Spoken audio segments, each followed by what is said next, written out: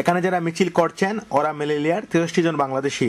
গত 3 বছর যাবৎ বৈধ স্পেনে থাকার দাবিতে এইভাবে মিছিল করে আসছেন। এক শ্রেণী দালালদের কপ্পরে পড়ে সবকিছু হারিয়ে নিঃস্ব অবস্থায় মেলেলিয়ায় গত 3 বছর যাবৎ মানবেতর জীবনযাপন করছেন। মেলেলিয়া আসার পথে এদের সাথে আসা অনেক বাংলাদেশি অকালে জীবন দিতে হয়।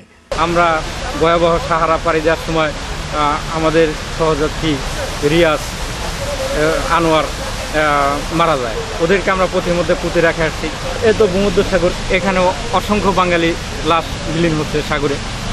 তাও অনেকে আমাদের সহযাত্রী। এইসব বাংলাদেশের সাহায্যে স্পেনের বাংলাদেশি সহ বিভিন্ন মানবাধিকার সংগঠন আগামীকাল মাদ্রিদ, বার্সেলোনা, মেলিলায় সমাবেশে ডাক দিয়েছে। এতে সকল বাংলাদেশিদের অংশগ্রহণের আহ্বান জানিয়ে বলেন, আমাদের আকুল আবেদন, আপনাদের কাছে সাহায্য চাইতেছি, আমাদেরকে সাহায্য করে সামনে নেওয়ার ব্যবস্থা করেন। এছাড়া ইউরোপের সকল মানবাধিকার সংগঠনের সাহায্য কামনা করছে মেলিয়ার বাংলাদেশিরা। রূপচাঁদ দাস, রূপক, বাংলা টিভি, স্পেন।